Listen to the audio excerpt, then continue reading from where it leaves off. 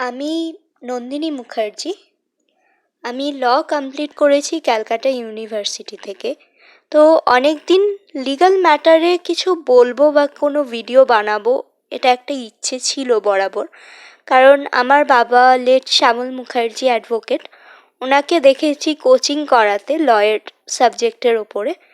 তো যতটুকু ওনার থেকে শিখতে পেরেছি, তো আজ ইচ্ছে হলো ইউটিউবে আপলোড করার। এটা আমার ফার্স্ট ভিডিও ইউটিউবে। ভালো লাগলে লাইক করবেন, শেয়ার করবেন, কমেন্ট করবেন।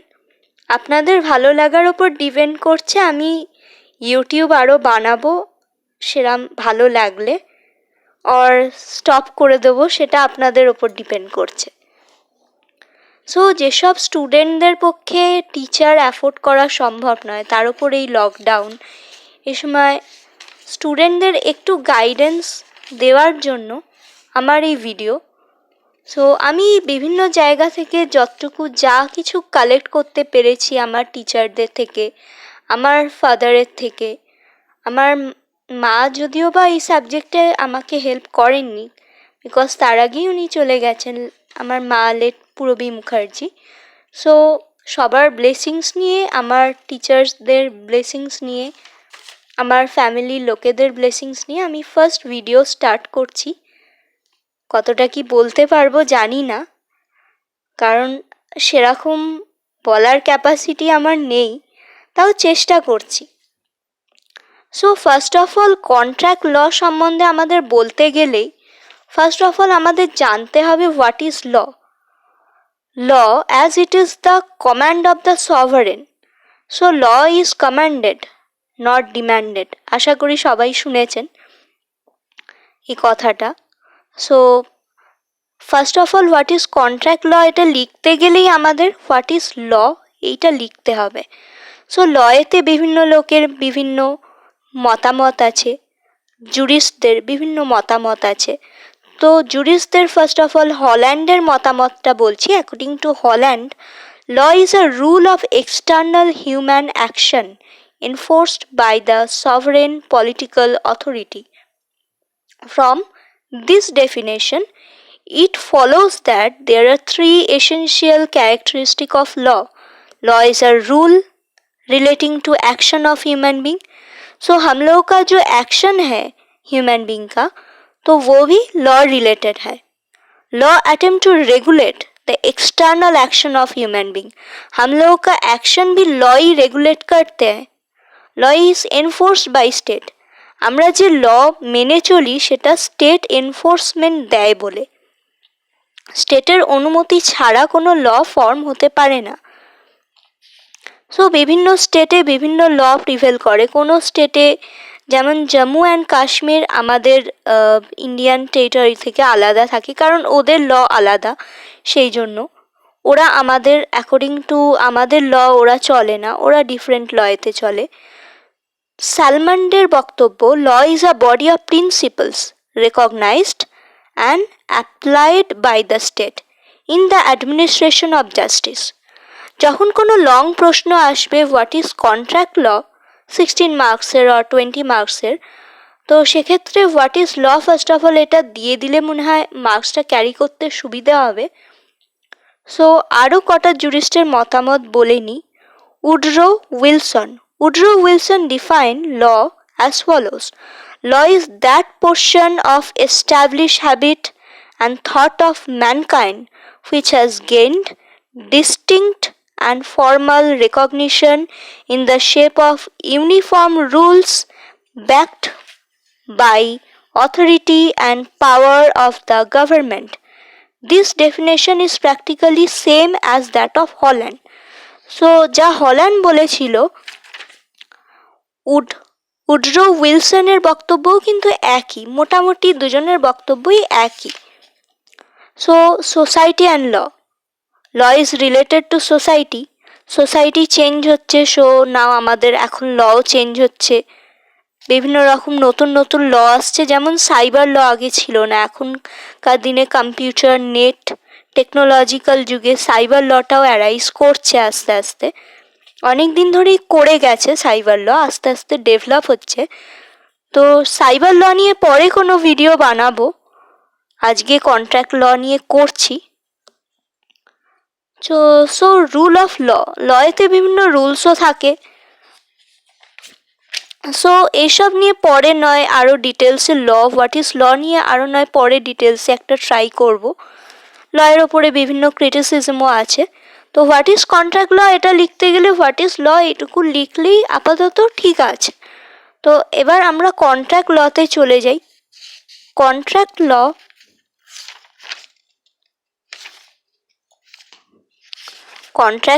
ল বলতে গেলেই বলতে হবে যে contract is an agreement. Without any agreement কোনো কন্ট্রাক্ট আমরা ফর্ম করতে পারি না। সো আবার এটাও আছে, সেটা পরে ডিসকাস করব, যদিও বা কিছুটা বলে রাখি, সেটা লাস্টে লিখলেও হবে। সেটা হচ্ছে যে an agreement is a contract but all agreement are not contract.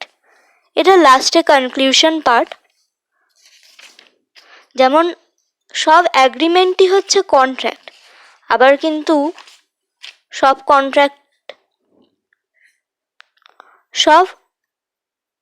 কন্ট্রাক্টই হচ্ছে অ্যাগ্রিমেন্ট, আবার অনেক ক্ষেত্রে সব অ্যাগ্রিমেন্ট কিন্তু কন্ট্রাক্ট নয়। তো আশা করি বোঝাতে পারলাম যে কোনো ধরনের অ্যাগ্রিমেন্টই কিন্তু কন্ট্রাক্ট বলা যায় না। যে কন্ট্রাক্টটা কিছু কিছু এসেনশিয়াল এলিমেন্ট আছে কন্ট্রাক্টের, সেইগুলো ফুলফিল হলে তবেই সেটাকে কন্ট্রাক্ট বলা যায়। যেমন কোনো ওরাল কন্ট্রাক্ট যেটা লিগাল স্যাংশন নেই, সেটাকে কিন্তু অ্যাগ্রিমেন্ট বলা যেতে পারে, কিন্তু কন্ট্রাক্ট বলা যাবে না। So now what is contract? The law of contract deals with agreement which can be enforced through court of law. The law of contract is the most important part of commercial law because every commercial transaction starts from an agreement between two or more persons. According to Salman, a contract is an agreement creating and defining obligation between the parties. According to Sir William Anson, a contract is an agreement enforceable at law made between two or more persons by which rights are acquired by one or more to acts or forbearance on the part of the other or others. So এইটা হচ্ছে কন্ট্রাক্টের definition. আরও vast লিখতে পারলে ভালো, আমি শর্টে বলছি। So কন্ট্রাক্টের নাও এবার কন্ট্রাক্ট কিছুটা বলার পর what are the essential element of contract. Essential element of contract प्रथमेई होच्छे ऑफर एंड एक्सेप्टेंस। अगर आपने कोई ऑफर किया है कुछ चीज का, तो उसका एक्सेप्टेंस जब तक नहीं होगा आपका कॉन्ट्रैक्ट फुलफिल नहीं होगा। सो फॉर एग्जाम्पल, आपने कोई दुकान बनाया हो, उस पे आप चीज़ें रखे हो, कपड़ा वगैरह और ज्वेलरी और कुछ भी। सो ये आपका ऑफर है टू एवरीवन, क्या आओ खरीद सकते हो ये सब चीज़ें। अब जब कोई कस्टमर आपके दुकान पे आता है, वो खरीदता है इन रिटर्न ऑफ मनी, तभी जाके ये कॉन्ट्रैक्ट आपका फुलफिल होता है। সো যখনই কোনো কাস্টমার জিনিসটা কিনছে দোকানে এসে, আপনি যেগুলো অফার করেছেন সেটা জুয়েলারি হতে পারে, ড্রেস মেটেরিয়াল হতে পারে, সো যে কোনো কিছু হতে পারে, সেটা আপনি সব লোকের জন্য একটা অফার দিয়ে রেখেছেন। এবার সেটা যখন সে টাকা দিয়ে, তার অ্যাকচুয়াল প্রাইসটা দিয়ে সে যখন কিনছে, সেটাকে আপনি বলতে পারেন proper contract, because there is offer আপনার তরফ থেকে as well as acceptance from the customer. So এটা হলো first point. Number 2 point, intention to create a legal relationship. So there must be an intention among both the parties that the agreement shall result in or create a legal relationship. সুতরাং agreement তখনই হবে যখন আপনাদের both পার্টির মধ্যে legal relationship থাকবে। An agreement to dine at a friend house is not an agreement intent to create a legal relationship. आप जब किसी दोस्त के घर में खाना खाने जा रहे हैं, उसमें कोई लीगल रिलेशन नहीं फॉर्म हो रहा है, तो वो कॉन्ट्रैक्ट नहीं हो सकता, आप उसको एग्रीमेंट नहीं कह सकते। बट जब आप कोई घर खरीदने जा रहे हैं और कोई घर बेचने जा रहे और कुछ चीज खरीदने जा रहे, वो आप एग्रीमेंट कर रहे हैं, उसको आप कॉन्ट्रैक्ट बोल सकते हैं क्योंकि उस पर लीगल स्टैम्प दिया जा रहा है। सो नंबर 3 হচ্ছে lawful consideration. Subject to certain exception, an agreement is legally enforceable only when each of the party to it gives something and gets something. আপনি যখন কিছু দিচ্ছেন বা কিছু পাচ্ছেন তবেই সেটা কন্ট্রাক্ট ফর্ম হচ্ছে। যেমন বাটার সিস্টেমের ক্ষেত্রে হয় সেরকমই মোটামুটি কিছুটা। বাটার সিস্টেম যারা জানেন তারা এটা আরও ভালো বুঝতে পারবেন যে কনসিডারেশন, নো কন্ট্রাক্ট। কোনো কনসিডারেশনের मूल्य अपनी कॉन्ट्रैक्ट फॉर्म करছেন। अगर आप कोई रुपए दे रहे, कोई पैसा दे रहे कुछ चीज़ खरीदने के लिए, तभी आप कॉन्ट्रैक्ट फॉर्म कर रहे। बिना कुछ दिए कॉन्ट्रैक्ट नहीं हो सकता है और बिना कुछ पाए भी कॉन्ट्रैक्ट नहीं हो सकता है। Capacity of the party, number 4 point. So the parties to an agreement must be legally capable of entering into a contract, otherwise it cannot be enforced by a court of law. So contract करने के लिए, कोई agreement करने के लिए, legal agreement, तो आपको competent होना पड़ेगा। मतलब कोई माइनर कॉन्ट्रैक्ट नहीं कर सकता, बिलो 18 कोई कॉन्ट्रैक्ट नहीं कर सकता। सिर्फ माइनर ही कॉन्ट्रैक्ट नहीं कर सकता, नहीं, मतलब अगर कोई अनसाउंड माइंड पर्सन कॉन्ट्रैक्ट कर रहा है वो भी लीगली एनफोर्सेबल नहीं है कॉन्ट्रैक्ट करने के लिए। Free consent, number 5 point. So আমাদের কন্ট্রাক্ট করতে গেলে ফ্রি কনসেন্টেরও ইম্পর্টেন্স আছে। আমাদের মতের বাইরে গিয়ে কোনো কন্ট্রাক্ট হতে পারে না।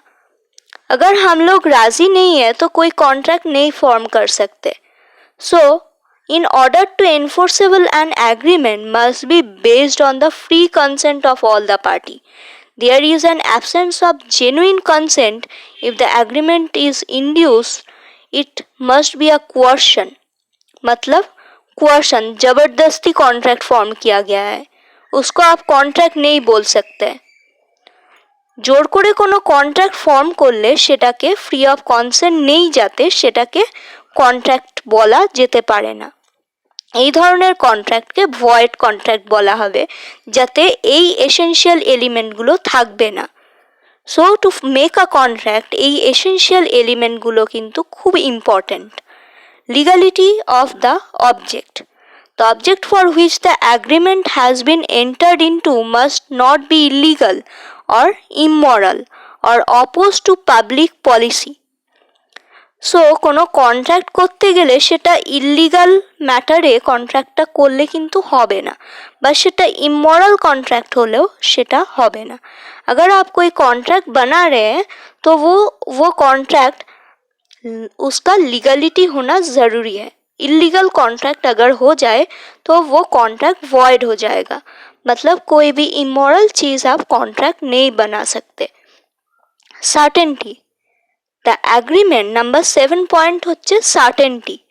The agreement must not be vague, मतलब कोई भी वेग चीज़ पे आप कॉन्ट्रैक्ट नहीं कर सकते। जो आप कॉन्ट्रैक्ट कर रहे हैं, जो एग्रीमेंट कर रहे हैं, उसका इम्पोर्टेंस भी ज़रूरी है। कोई वेग चीज़ पे आप कॉन्ट्रैक्ट में एग्रीमेंट नहीं बना सकते, एग्रीमेंट में नहीं डाल सकते कोई वेग चीज़। Possibility, number 8, possibility of performance, the agreement must be capable of being perform. So এটাও একটা important point, agreement must be possible. যেটা আপনি এগ্রিমেন্টে লিখছেন সেটা আপনার পক্ষে ইম্পসিবল যদি হয় করা, সেটা কিন্তু ভয়েড কন্ট্রাক্ট হয়ে যাবে। নাম্বার 9, ভয়েড এগ্রিমেন্ট কোনগুলো হচ্ছে? An agreement so made must have been expressly declare to be void. An agreement, কোনগুলো ভয়েড এগ্রিমেন্ট হচ্ছে সেগুলো হচ্ছে agreement in restraint to marriage, তারপর agreement in restraint of trade, agreement in restraint of proceeding, agreement having uncertain meaning and wagering agreement. So কোনো wagering অ্যাগ্রিমেন্টও সেটা valid contract হতে পারে না, যেটা আপনার ওয়েজারিং, আপনার একটা প্রেডিকশন বলা যেতে পারে, তার উপর ডিপেন্ড করে আপনি কোনো কন্ট্রাক্ট করতে পারেন না। যেটা পসিবল নয়, কোনো ইম্পসিবল থিংয়ের ওপরে কন্ট্রাক্ট করা যায় না। যেমন নাম্বার 10 পয়েন্ট হচ্ছে writing, registration and legal formality. Oral বেসিসের ওপরে কন্ট্রাক্ট হয় না, ওরাল বেসিসের ওপরে অ্যাগ্রিমেন্ট করা যেতে পারে, কিন্তু সেখানে যদি লিগাল ফর্মই না থাকে, লিগাল স্ট্যাম্প না থাকে, সেটাকে অ্যাগ্রিমেন্ট বলা যেতে পারে না। সেই অ্যাগ্রিমেন্টটা কন্ট্রাক্ট হতে পারে না। Means so to be a contract,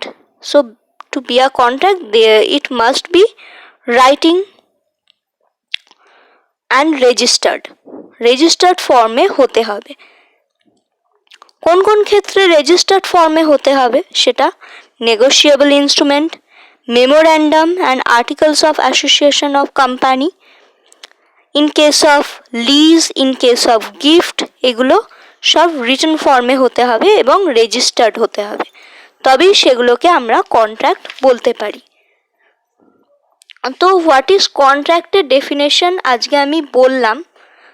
কেমন লাগলো, কতটা কি বললাম বা ঠিকঠাক আপনাদের মনোনীত হলো কি না, সেটা প্লিজ আপনারা কমেন্টে জানাবেন। আমি ফার্স্ট ট্রাই করছি, as I am novice, so আমার কিছু মিস্টেক হলেও হতে পারে, তো প্লিজ আপনারা গাইড করবেন। আমার ভিডিও ভালো লাগলে আমি ভিডিও আরও বানানোর চেষ্টা করব। আজকের জন্য এইটুকুই। কন্ট্রাক্টের ডেফিনেশন আশা করি বলতে পেরেছি, স্টুডেন্টদের কিছুটা হলেও গাইড করতে পেরেছি। So thanking you. আজকে কমপ্লিট করছি এটুকু বলেই।